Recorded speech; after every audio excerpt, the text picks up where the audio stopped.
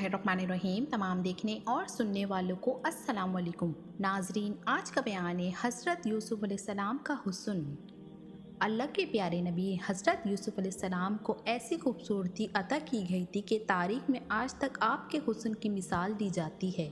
हुस्न का कोई ऐसा पहलू ना था जो आप में नहीं था।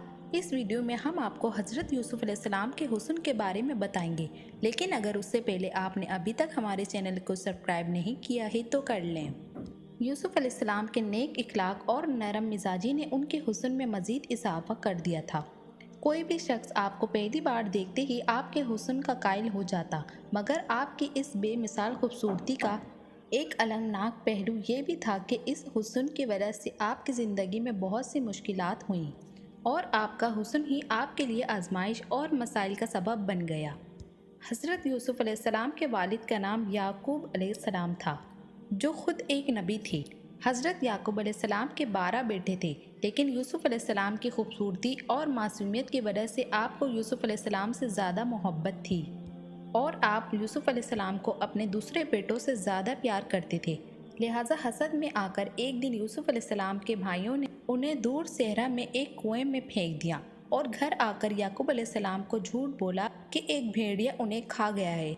इस पर आप यूसुफ़ अलैहिस्सलाम की कमीज़ को लेकर रोते हुए अपने हिजरे में चले गए। आप काफ़ी अरसे तक रोते रहे और अपने बेटों से नाराज़ रहे। जब एक काफ़िला इस कुएं के पास से गुजरा तो उन्होंने यूसुफ़ अलैहिस्सलाम को वहां से बाहर निकाला। उन्होंने देखा कि ये निहायत हसीन व जमील हैं, लिहाजा आपको मिस्र ले गए कि उन्हें वहां पर बेच कर कुछ रकम हासिल करें। अजीज़ मिस्र ने जब यूसुफ़ अलैहिस्सलाम को देखा तो वो बहुत ही मुतासिर हुआ और अच्छी कीमत देकर उन्हें ख़रीद लिया और उन्हें अपने महल ले आया और अपनी बीवी को कहा कि इस गुलाम की अच्छे से परवरिश करो। उसकी बीवी का नाम जुलेखा था। हज़रत यूसुफ़ अलैहिस्सलाम वहीं पले बड़े और जवान हुए।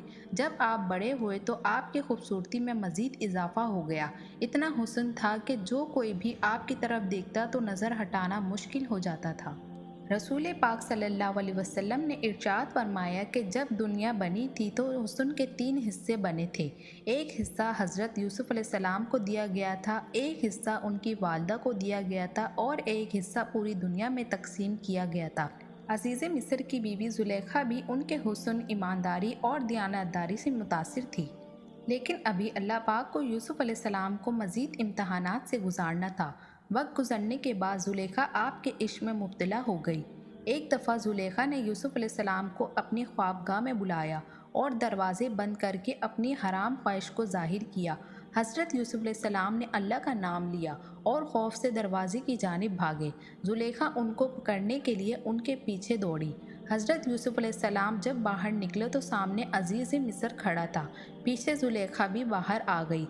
उसने जब अपने शोहर को देखा तो मासूम बन गई और यूसुफ़ अलैहिस्सलाम पर इल्ज़ाम लगाने लगी कि यूसुफ़ अलैहिस्सलाम मेरे साथ गलत इरादा रखता है, लिहाजा उसके सख्त सज़ा दी जाए।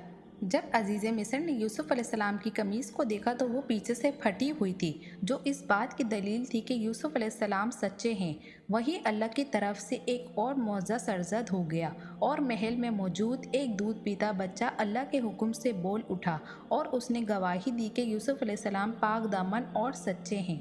यूं अजीज़ मिस्र के सामने सच्चाई आ गई, लेकिन अपनी बीवी की बदनामी की खातिर वो खामोश हो गया।